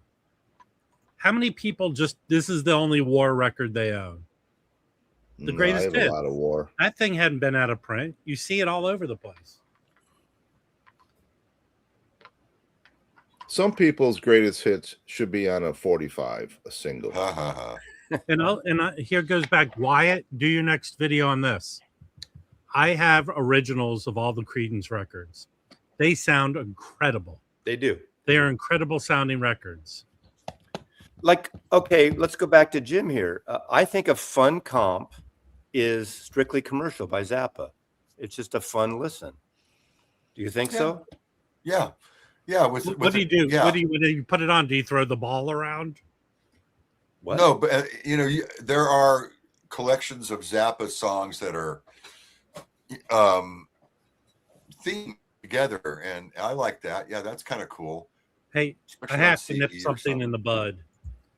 Bill K, you're not allowed to say the bomb about anything. I would think the Zappa fan base is getting smaller by the day. No. Well, I have a response to that, Harry. They reissue stuff all the time. It was never big to begin with. An audience for it. If they're reissuing, but it is falling off of the generational cliff. Okay. Here's a question, Rob. Yes. we just talked this morning about this Coltrane $150 for 5 LPs. Yeah. $150 for Zappa's Freak Out 5 LPs. Which of the two would you listen to more if you had both of them? Well, I gave a good rationale to the Jim, would you say that's their most popular album? No. Well, your Your name's what? not Jim. Freak Out? No, Freak Out's not their most popular album. No, it's their not first. by That's long the shot. thing. The one with yellow. Don't eat the yellow snow. Probably. Yeah, What's that one? Apostrophe's probably. Apostrophe. Okay, so I'm just going to get back. I understand why they're doing a box of the Zappa. I don't understand why they're doing that box of the Coltrane. Which one would you listen to? The Zappa, because it's the whole it's mainly the whole album. Okay, you'd pull it out more than the. Okay, I'm going to tell you what makes the Zappa more special. Let's pretend they're equal musically. All right, there's not. I'm not into, weird rock, whatever. I'm not into jazz. Here's what makes the Zappa more important. It's one of their popular albums. They have it in stereo and mono. I'm not big on the demo things, and I'm not big on hearing, okay, 1 and a 2 and a 3, record. I don't care about that shit. But it has the mono and the stereo. Here's a good example, Mazzy. 2 years ago, maybe 3, Blue Note put out Blue Train mono and Blue Train stereo. I bought both. Here's another one. God, Vinyl Piper spent $15 on this shit this morning. Wow. So here's another good one. Remember that they put out a double LP of My Favorite Things that was not advertised, but Kevin Gray did it. There was a mono, and he said it was an analog. The mono was analog. It wasn't like a tip-on jacket cover. That made sense to me. That was special. The Coltrane comp box is not. There's nothing special about it. If we have next January is supposedly the Seattle Hi-Fi show. It's moved to a different location, but next January, if everybody comes by and we have the after party here again, and we have people drinking here and smoking doobies on the deck and stuff, I would play the Coltrane box as background music instead of the Zappa box as background music. Well, you created a scenario. Yeah, I did. Yeah. You have both of them sitting in front of you, and you're by yourself. Yeah. You're talking about good comps because America History Greatest Hits is a great comp. Yeah, it is. Fantastic comp. Cut by Harry T. Moss. Alan Parsons' Greatest Hits is a good Okay, PB Thal, let's fuck up all of us because we don't know where you're gonna this information. Give me your top 5 ever. You're Mount Rushmore. Give me your top 5 ever Dead Wax numbers. Dead Wax numbers? Okay. Hey, man, that was not a well thought out joke, man. No, it was 176643 dash is really good. A minus. But the one with the crossed out AAA on it. I could do it if you want. No, I don't. Yeah. Yeah. We want to change the Get your subject. pen and pencil out, folks. Here it comes. What do you think about this new Wyatt controversy? Have you heard about it? Well, I mean, he emailed me, but now all of a sudden I'm his confidant. He's emailed all of us. Yeah. So he's a very nice guy. He's a very nice passionate. guy. That's no doubt. Does Wyatt stay at the Hyatt? So. Oh man. So I get what he's saying. I mean, Chad, when he does an EQ copy tape, he puts it plain and simply on the box. Like Asia was from a copy tape, UHQR. That was from an EQ copy. He plainly states it's from an EQ copy. But what about this? Did you get any of the Genesis double 45s from AP? Yeah. Okay. Does it say from? It says classic from plates. What is, does it say from the classic plates? Is that what does it say from the American original tapes or the UK American tapes? It doesn't say either, the Australasian. So, yeah. But see, the American would be a copy or a production tape. I think this is something that they can address, but I don't think it's as egregious as Wyatt is. I think he's becoming a little overzealous on. I agree. That's my point. I agree. So I would have to agree with you as well. So, Wow. which is a very rare thing. Mazzy and I actually agree. So I think we agree very rare. more than we don't agree, but that's okay. And I think people can agree, apparently, in the comments of certain live streams that Mazzy and I are unwatchable, according to some people. It's like, the only reason why I watched for 4 minutes and Mazzy and Patrick made me leave. It's like, really? 4 minutes? Somebody asked me why I buy so many records. I said it's a sound investment. Oh God. Hey, Harry, can you send those racist records for Patrick to rip? I've already seen them, and I told him not to. And he showed him while Bobby Gass was on screen. So Bobby's like just freaking like reading off the titles, and I'm like going, "Oh my God!" Oh, you know, I think I know the answer. Going back, Harry. Yes. Can you send those to Bobby Gass? I know I'm opening a can of worms. You know the because the UPS driver is Chinese and he won't deliver. He won't deliver them. Yeah. I think the faux outrage gets old too, because he talks about this rhino thing with this, that, you know, because Fremer mentioned it, and then of course Mike Ingroove repeated a little bit about the Superfly. But when you think about it, Wyatt praised the American Rhino Black Sabbath, and we know that, you know, in fact, we played it in the house here, and both Rachel and Waxed preferred my Greenie to the Rhino Hi-Fi, and I agree with them. It was better. But even those were from the American, not even from the Vertical UK, which I don't have, so I didn't put that in the mix. So it's not the original master tape, it's the American master tape. And none of these companies list American or UK. They never specify the country.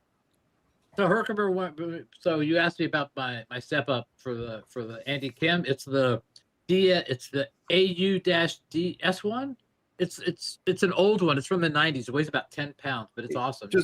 We don't need the Matrix, but what are your top 5 sounding records you think are the best sounding records you've heard? Scott, because Ambrosia's first album. Scott, they got the Atlantic tapes. Chad got the Atlantic Genesis.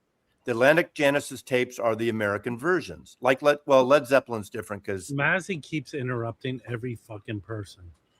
Well, no, it's not. Well, he never stops, so it's technically not interrupting. I'm answering Scott. That's why. I mean, I don't really care. Let your fingers do the talking, Mazzy. Harry, ask your question to Patrick again, please. The best top 5 sounding records that you've heard. Okay, Ambrosia's first record. I bought that on Patrick's recommendation. And then now, is that every pressing or just a certain one? Well, it was cut by Doug Sachs at Mastering Lab, so you got to look for TML. But no, or was it Alan Sense?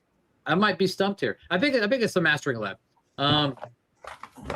Then Wish You Were Here, Pink Floyd is for sure one of them. Best sounding records. That's really hard. I got one, man. I really like the sound of Saga, Worlds Apart. I thought that's a really good sounding record. What's that jazz record? Kenny Clark and the something eight. This one? Yeah, that one. That's the one. That's one. Yeah. But the original has a different cover. What's the Prague one then, Patrick? Wish You Were Here. No, the Ambrosia. Oh, that's the Prague one. That's the first Ambrosia. Is the Prague. Yeah, this is the TML. Yeah. Okay. Right. And probably it's TMI. Oh, yes, Fragile is a great sounding record for me. Is that really the later pressing, the more recent pressing, the Fragile? The Fragile, yeah, I think the double 45 finally dethroned my Plum. There was a Kevin Gray cut of it. 30. Right, yeah. This it was is the okay. best sounding record I've ever heard in my entire fucking life. And I put it on last night. Oh. I've never heard anything sound better. That's how much did Poetry on Plastic pay you to say that? If you are even remotely a fan of Zappa, get this record. It's The Deutsche Grammophon. Stockhausen, Gesang der Jungling Kontakt. It is that can't be correct. It's the best sounding record I have ever heard. Hey, so what's that Or Albini no. band where it's got like a black cover? I can't remember. The first Albini band. It's called like Fat something or Big something or. Patrick, is that 45 Fragile from the American tapes or the UK tapes? Do you know? That would be from the UK tapes. Oh, he got the UK tapes over sent. I mean, most of the time they can get those tapes, but I mean, like Black I Sabbath. didn't know that. I didn't know. That's good to know. Black Sabbath, you can't. hey, Does it say UK? Big Black. That's it. Yeah, Big Black. There you. Thank you. Got it. So Blue Note has put out 3 of these Blue Note boxes with a lot of crap in them. I think it was the second one, which is the best of the 3 in my opinion. And these predate the Tone Poets. So the records that are in these boxes, the first 2, not the third one. Okay, Rich. Are kind of original, done the way they do the Tone Poets. So the second volume 2 had 2 records in it. They had African Art Blakey, which originally was a CT title. But the second one is Bobby Hutcherson's Patterns. That is the best sounding. These are pre-Tone Poets, but they were done like Tone Poets. Not Gatefold, but Tip on Jacket and Kevin Gray did them. That Bobby Hutcherson Patterns that's in that box is the best sounding. I gotta go get my dog. All these She's kind of barking. reissues that Kevin Gray did, by far. That's my opinion. So if you can grab that, it's good grab. Should we call Jim now or not? Or wait? Pardon me, what's going on? Very excited about this freak out shit. Yeah, that's the enthusiasm I believe it deserves. Did we start talking about Adrian Belew all of a sudden? Adrian Belew's worthy of talking about. What's about Adrian Belew? I thought they were doing that band that was not technically King Crimson. I don't even have my own ringtone. Yes, what Patrick. insult is that? I don't even have my own ringtone. I turned off the ringer. That's my Yeah, good job. app there. I wish you did that 3 years ago. Hey, I showed actually, guys, this is an original Art Blakey African. Came out as a CT, but it's in that volume 2 box. I have that too. Rich, I showed this is a Van Gelder. This Van Gelder right here, Rich. Shove it up your butt. Okay. That's a good comment right there. Okay, let's make this straight. You live in America, Paul. You're an American. What are you doing spending British money here? And as far as I know, that Prince Greatest Hits, didn't it come out here too? Yes, it did. I've never even seen a Prince Greatest Hits album. I don't think. It's like a Target. There are 2 volumes, right? It's like a Target exclusive, Patrick. No, I don't go to Target. So, yeah. There's CDs. There's a hit CD, the 2 double. Okay. There's. I've never seen one. So. Well, Yeah, it has the extended version of Kiss.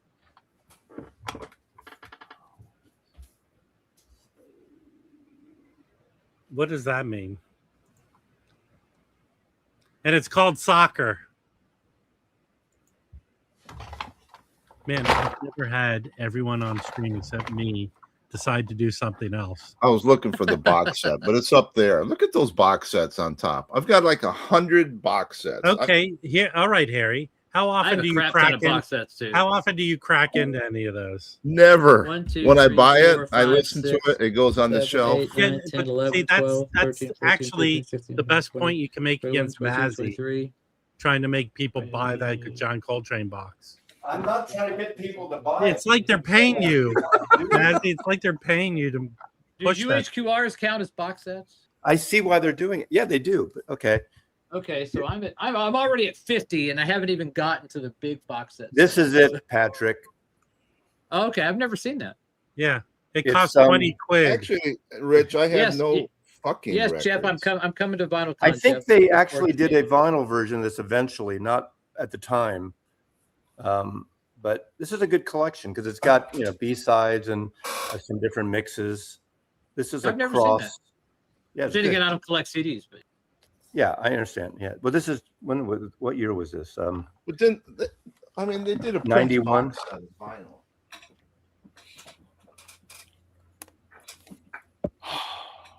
well, I realize now that CDs are the in thing right now in the vinyl community. So, Well, Who's pushing CDs besides Mazzy? Right there. there's a certain live stream that's run by somebody who we're very big fans of. This is 4 LPs of all the. Are they best of passive Prince. aggressive? You could say that. So when did that come out, Harry? This is all I need for Prince, right there. Yeah, but you don't listen to your box sets. I think that if there's probably I can get most of the prints I need from 12-inch singles. So that would do me, I think. he did put out a lot of 12-inch singles. I What- saw he did. Prince once. Wait, Harry, is that vinyl or CDs? It's vinyl. How many are in there? 99. 4. 3, 4. When did it come out? Oh, let's see. Yeah, 1999, David. Yeah. Not the OBC, but This came out in But 2017. if you're in a live stream last night where Mazzy took some shrapnel, that's what I'm talking about. I wasn't on it. No, but you took some hits anyway. I can Who take the direct- hits. Who directed Well, we the- had that woman troll that was here a few minutes ago too on there. Like she's like Tourette's, Mazzy Tourette. She always Who are you talking about? Who's Matt? that? the one that's I'm not going to mention her name. The one always says Normie and all that shit. Oh, Miss you? she's No. a big fan of Mazzy. Yeah, Who is Miss this? U is very nice, Oh. but this other troll just always like I don't know what her deal is. She's got her. There's a female troll? No, it's the Lisa chick. She Oh, loves okay. Mazzy. Got it. I Okay, think got it's just passive aggressive lust. They should just get it over with, Just I know. consummate the deal, Get the room. You could have there's like a fold out bed at RCN World Headquarters. You could just I am not going to be There put is. in that position, Oh. literally. Hey Jim, can we talk Yeah. You about just have someone? to get the pig to move. Can we talk about someone who's a big fan of me? Who's a fan of you? Yeah, There is. There's Is so- there somebody? there's so is that- many. I Gotta- got one hand, and I think Narrow that's it two. down. So, yeah. Narrow it down. Okay, so there's a record store owner who Boil my loves rabbit. me. No, Chris, I'm not. Oh yeah. There's a record store in LA. I won't mention the name of the store. It's in a city nearby LA that begins with a P. So there's a Pasadena. store owner who I guess found out that I do auctions with records, and he don't like it. Oh, He don't like that I would buy records from him. Sorry. So listen to my thought, and maybe Patrick might agree, but I think everyone will. When you buy something from somewhere, it's yours, right? Yeah, what do they And you- care? And you So can do Dan whatever buy the from fuck. somebody. Shit. Hold on, you could do whatever the fuck you want with it, and that's it. But this is what the guy did to deal with his anger towards me, this made up anger. He was passive aggressively not talking about me to Jim, but he was talking about me. When we walked in the store, well, I walked in the store first. Jim followed me. He goes, "Oh, the better half." Said it out loud. Which a lot of people say. That's Well, who obvious. cares what someone does with a record? Hold on, once they Mazzy. sell it? Mazzy, So I thought that was AI. It was Oh, legit. hold on, that guy Mazzy. really doesn't like you. if you're listening to the words coming out of my mouth, You find that That's hard my- to believe, that's Patrick? my sentiment. Let me I finish. know that's what you said. Yeah. So let me I'm, finish. I'm agreeing with you, Rob. Okay, let me finish. Him being passive aggressive towards me. So Jim doesn't like the guy, but Jim will engage anyone with the hopes of getting an ad in Record Collector News. Yeah, So I he's got my talking nose to so him. far up his ass, I need a snorkel to breathe. Right. The guy literally looks like if he's in a movie where everyone turns into rats. He Oh, looks come on. like the guy who will turn into a rat because he looks the same. So, and he's shorter than Jim. So I think he has a height thing against me. But the second passive aggressive thing, he goes, "I hate dealers." I don't consider myself a dealer, but he goes, "I hate dealers." Oh, And Is this the he guy? goes, Is this the guy that wouldn't sell me the soul record? No, No, but you went into this. You were in Rob, this. I didn't tell you this part.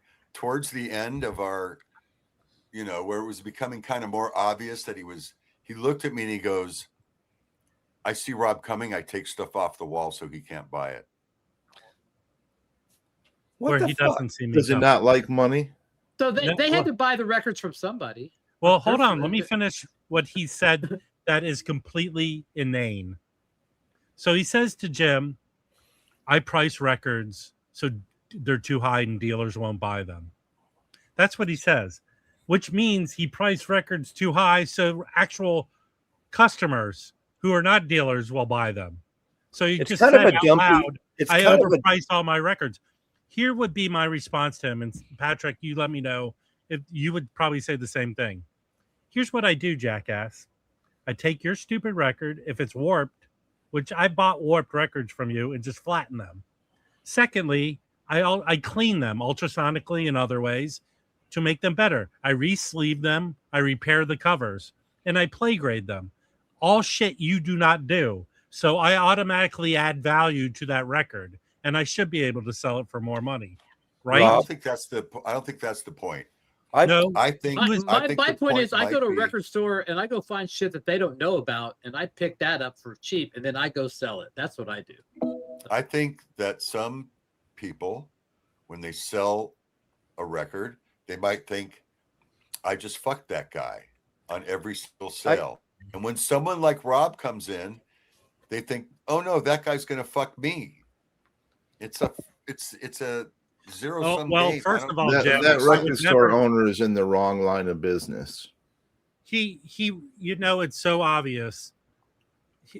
I would never say generally, and Jim will agree, I get along with pretty much all the record store owners. Hold on. I get along with them, and generally they're a sad group of people, right? They're touchy. But I get along with them. This guy has a lot of anger, and he's directing it towards the wrong person. So there's a guy that goes to our Most antique record fair. store owners. Hold on, Jim. Hold on a second. One ahead. second. So there's a guy that comes to the antique fair we have every month here, and he's got a ton of records. And I remember the first time I went there, I grabbed a stack of records like that high, and I wasn't even bargaining with him. I said, I was willing to pay sticker price what he had them priced at, and he looks at me and he goes, oh, you're one of those dealers. You can only buy one record. And I'm looking at it. I'm like going, what is your problem, dude? I was literally going to pay the price that you stuck on these records. You wanted this much for that record. I was willing to pay it, and you didn't. But you don't want to sell it to me because you feel that I'm a dealer. And instantly, right after the next guy after me that went and bought a stack of records was a dealer that I know. And so it's like people like that are just really just. Well, here's the funny thing about that store.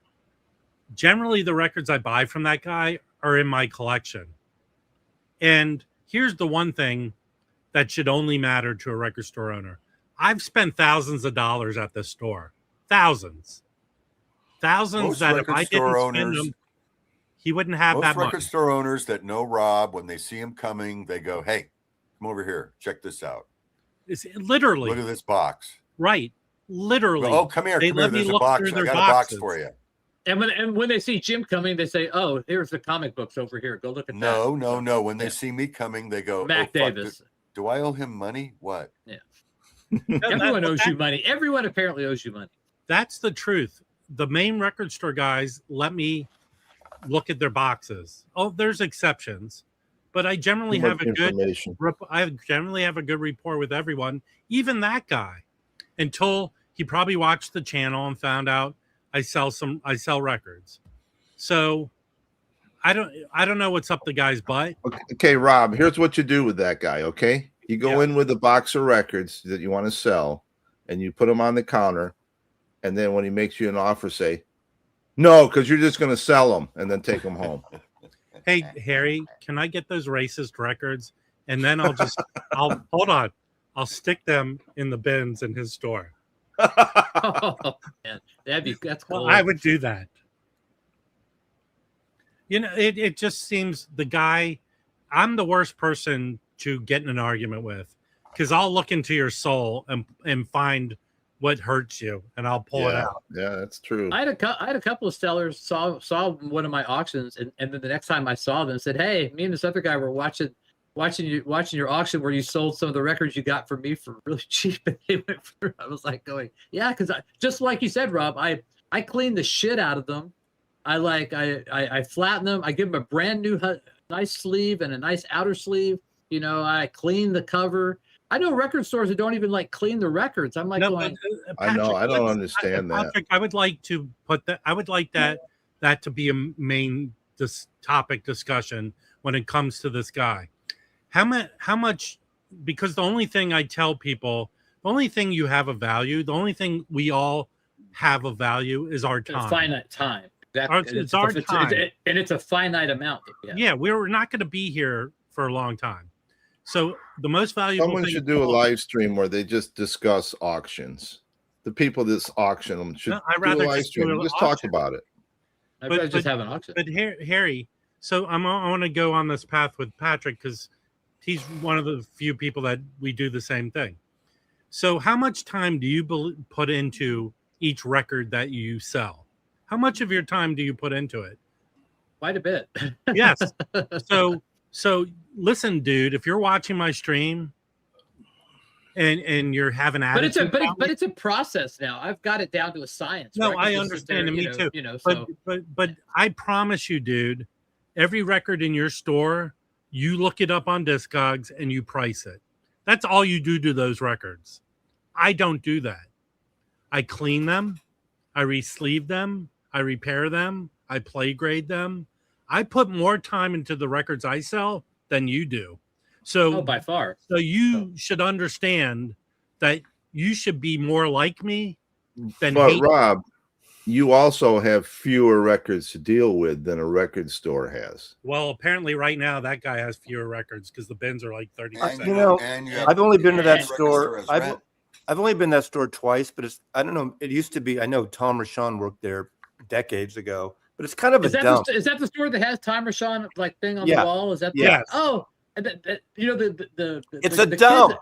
The young guys that work there are pretty cool. I thought they okay. were cool. So apparently the owner gave the young guy a talking to. He used to chat up me and Jim. He won't even chat up Jim anymore.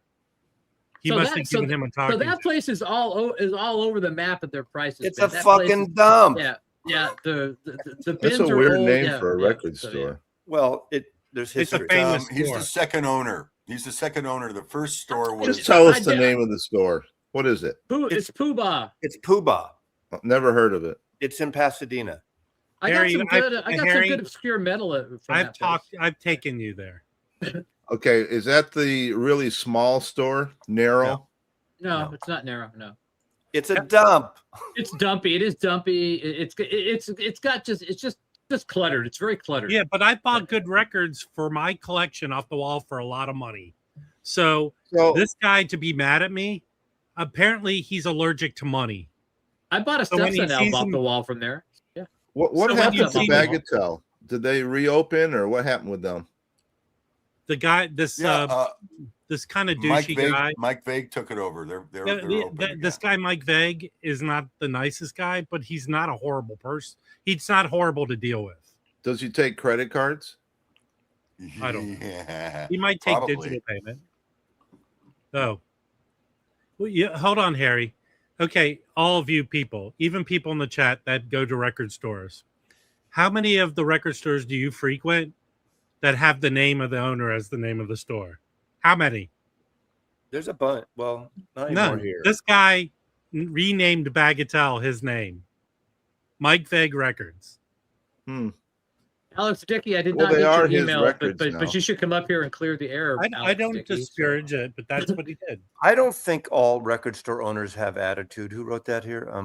At least not my experience. I mean, there are definitely some, but the ones up here are pretty cool for the most part that I've met. I have no problem with the guy not liking me. I have no problem. The one thing I can't stand, and it's well established, is passive aggressive. If you don't like me, tell me to my face. I'll respect you. I don't like you, Rob. So here's what you do, Rob. You get a black, get one of those like the glasses with the big nose and the mustache. They won't even know who you are. Like Woody Allen and Take the Money and Run. Oh, hold on. Yeah. Harry, you don't have to be that extreme. I just have to take off my track jacket, and then no one wants to. Or your shorts. Yes. Yeah. Hey, I'm going to be selling at the Portland show October 10th. I bought a table. Okay, Harry, is it worth? I will be at the Portland show October 10th. Okay. It's an okay show. Mazzy doesn't think it's worth going. I'm not going to No, schedule dinner. I'm not going to schedule dinner with anybody, but I'm going to go. It's an okay show. Right. It's an okay show. I don't think it's a great show, but it's a good show. It's a good show. It's a solid show. I thought it was an excellent show. It's a good show. It's a big show. Yeah. You think it's not bigger than Seattle? I don't know about that, but I might sell at Seattle. I contacted them for a table, but I'm definitely selling at the Lake City show too. Hey, I don't want to end this rant about Poobah. That's a good show. How many times have I brought people from out of town to that store to buy records? A lot. You bring in a lot of customers to all the stores, Rob. Well, this guy is allergic to money, I guess. You're the concierge of LA record stores. Yeah. Seriously. That's right. When I sell at record shows, the first thing I ask them is, are you going to resell this? And if they say yes, then I say, more power to you. If you ever came to LA, I'd take you to South Central. Well, here's a good example. You know, our Esky, who does the Whatnots, she's at every store, every show, buying records to literally sell mostly on her auction site. You know, so what? So she stay the fuck away from. I want to make this a thing.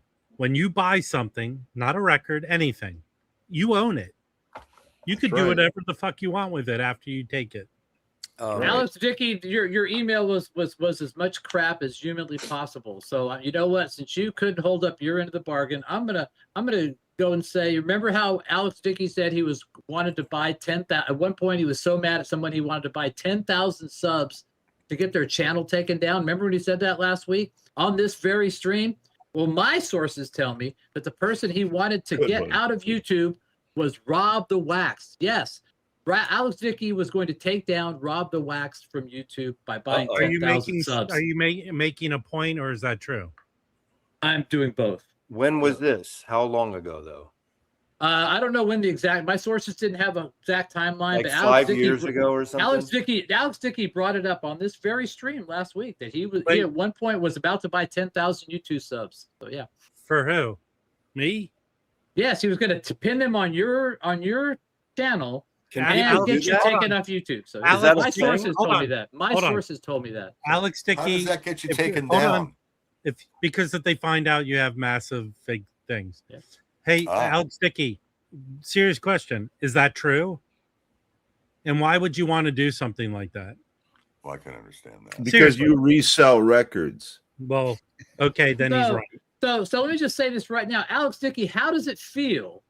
How does it feel to have somebody make up some shit, say it about you, and then all of a sudden the spotlight's right on you? Doesn't feel that good, does it? Okay, so take on your own, like a complete unknown. Take a fucking lesson, Alex. Okay, and stop doing that shit. What did he do to you? What did he do? He came up here and said, "My sources tell me about the sugar cube, the fucking device I have." Hey, here. Alex Dickey personally had Canadian newsprint prices jacked up 20% just to fuck me. Thank you, Alex. Put a fucking tariff on Canadian newsprint again. Thank you.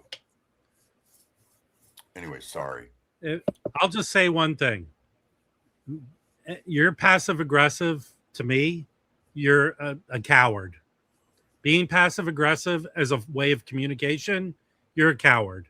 Because the one thing you can say about me, if I don't like you, I'll say it to your face, behind your back, 360, 180. I'll say it. I have no problem telling people I don't like them to their face. I don't have to make up shit or have a fake conversation with someone. I don't have to do that shit. Thank you. You're welcome. And Has anybody mentioned the Coltrane box Pooh Bah, set? You won't get any of my money anymore. Who's in? Is there? I'm So buying the it for Coltrane sure. box set, the Elvis Costello Miami is True box set, the Frank Zappa Freak Out box set. So 3 things, and the Susanna Hoff folk record. Well, You know, he has a Susanna channel Hoff's like, you can go watch. I still remember the day that Mazzy and I first met Craig Danger. you actually met him? We picked him up. He was wow. squatting at a house. Yeah, I met him twice now. Yeah. He was squatting at a house? No, it's a joke. Oh. It's, Tell him the story. Tell him the okay, story. we went to pick him up north of Seattle somewhere. I don't know where I don't know what area, but he was staying at this place. So we pull outside, and I think one of us, or maybe myself, texts him and says, "We're here." And he comes around from the back of the side of the house. Look, this house looked like it was totally empty. It turns out it's apparently a friend that goes away for months, and he used it, but it looks like he was in the backyard at this house. He just gave us an address. It got to be a thing. So Yeah, he's a nice guy. yeah, it was. It was a good day. That was the day that He knows his soul. Elk Boy. That's where we Elk named Boy Elk was born. Elk Boy was born that day. Elk Boy likes the ganja. Yes. So does Harry's Music Room. Yes, so does Coffee Dave. So Stay does away from Jimmy. coffee. Stay away from Coffee Dave. Let me Hey, tell you. Harry, I'll say this to you. I've You don't never. like me? Julie likes the guy. I hang around with Jim a lot, but no one associates Jim as my sidekick. Yeah. I kind of feel Elk Boy is your sidekick. Hey, Kimbo. Oh, yeah. Were you with us that day? Was Kimbo with us that day? I think No. he was. Was he? I'm sorry, Kimbo, I forgot. Wow. Hey, I wanted to point out one record. I know, like, the one person I know through doing this who does way deep dive research stuff is Jazz Bum Mike. Like, he loves doing that. And I've talked about Blossom Dearie. I love Blossom Dearie. I have tons of her records, and I discovered this one record. She was signed to Verve. She did 5 or 6 records with Verve, and she left Verve. She didn't have a label, and she put out her next record after she left Verve, and it was the only record that Hires Root Beer ever put out. She recorded a jingle for them. I guess in return they financed her record, and it's a good record. Does a lot of standards on it. But an original copy Sibylline has on the wall for $250. But I found along with it, they gave all the employees at Hires Root Beer a 7-inch with the jingle on one side and an interview on the other. And I saw a copy of it, but a Japanese label put out both together. But I love stories like that. It's just Hires Root Beer. Harry will remember this. You remember Tom McCann shoes? Yeah. I remember Tom McCann shoes. Well, they get your Beatle boots at Tom McCann. And in 66 or 67, you could buy a single. I think you would get it free with a pair of shoes or something. And one song was I Love My Penny Whistle. It was very Carnaby Street mod. And I forgot the other song they hit. I don't know if that's a rare single at all, but it was a very Carnaby Street pop, swinging London type of thing. I got to respond to Easy now. I'm surprised that he knows how to spell Susquehanna. That's not bad. That's pretty well spelled check. Been from the Susquehanna River flowed right next to my high school. Autocorrect. Blossom did that was random, but yeah. Blossom reading comments. She did a Beatles cover record, as I recall. Well, who did? Duda, I'm sorry your name is too close to Pooh Bah, but Blossom Dearie Country, Rob, what does that mean? Wants to know what country? Who has a cuckoo clock? America. I do. So, Jim, do you have any of the Strawberry Shortcake records? No. Because you know who played on those? Frank Zappa. Flo and Eddie. Oh, they did the music for Strawberry Shortcake. Yeah. Did y'all talk about the Freak Out 60th anniversary? Yes. First thing we did. Jim, are you getting the 60th anniversary Freak Out? Yep. Are they going to reproduce the map? Yeah, The map's being You're fine. Rewind So you'll finally have a map. So you'll finally. Well, Rewind no, the stream, they already reproduced the map 10 years ago for the 50th okay. anniversary. Hey, All right, Doodah. Blossom Dairy had her own label, Daffodil Records, that was based out of Winchester, Virginia, which is outside DC. I thought Daffodil Records was a Canadian imprint. That's where the Small Faces Autumn Stone is on Daffodil Records. Well, it might be a different Daffodil. She just put out. It was like on a Mediate originally. Records she did she put it out on. Her I think in Canada it's on. Yeah, because it was Immediate. Yeah, I think. Doodah Dave. If everyone who ever watched Schoolhouse Rock, that cartoon series from the 70s, Conjunction Junction. What's your function? So when there was she sang a lot of those songs. Really, that's her. That's cool. Yeah. Well, there were two female singers. Like Bob Dorough wrote most of those songs, and Jack Shelton, and he sang the male. Either it was Jack Shelton or Bob Dorough. I'm just a bill. He sang a lot of the female stuff. I have one of the best DVDs I have is all of the Schoolhouse Rock. How old are you guys? I have children that watch that shit. Jim, I was too old for. I never watched it. Jim, it's a Gen X type of thing. But Bob Dorough did a couple of records on Music Minus One, which was Irv Kratka's label that became Inner City, and then he did, of course, that was at ABC or 123. This is before Schoolhouse Rock, and then he was obviously the vocalist for the Miles Davis "Merry Christmas," Merry Xmas, that one. I have a lot of Bob Dorough. Let's put Christ back in Christmas. The best Bob Dorough record is he put out an album, and if you can get an original, I think it's on Bethlehem. The Devil May Care is expensive. Is that I might have. I'm not. It's like a bullseye behind him. It's a black and white picture of him. I wonder if I have that. I have the one with the different squares. Yeah. Okay. Jim, thank you for the Grateful Dead reel to reel. M45 enjoy it, man. Say what, Patrick? I'm just saying, Rich made his top 5 celebrity, and he had me below at Michael 45, so I find that insulting, but that's okay. I'm just glad I made a list of something that's positive. All right, we're gonna leave the stream on this. Rich, who are you popular with? I'll introduce you. Right now, me. Rich is my second favorite peanut gallery guy. Okay, I'm gonna go. Are you going to VinylCon? No, I won't be there. Yes, you won't. Why? No, he will. You're not coming. Will. No, I've got a whole new bunch of friends that I'm going to be dealing with. Yeah, but those are chickens. They're chickens. Hey, we have alienated Jim so badly on that. Are their names Happy, Sleepy? Yeah. Hey, you know what? Easy, guys. We lost another fucking chicken last night. Oh no! To a coyote? I don't know. I think we got raccoons or something. I don't know what the. Why don't you? It's not Jimothy, is it?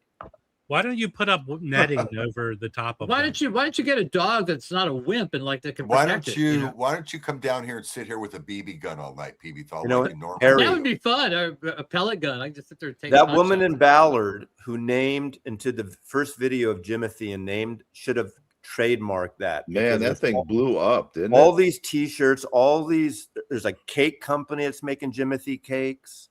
Yep. Hold on one second, Doodah. I'm questioning your mental state. Do you think Rich is funny? Google Jimothy and you'll know. The spineless. You know what? The Mariners did a Jimothy T-shirt night. That's what I'm saying. That woman they're should about have to do a trademarked. second one. Is Jimothy a Republican because he's spineless? Oh, whoa. Jim, you need to put up netting around your chicken. I have netting over the top. Well, how about build a coop and put them in at night? How's that? We do that.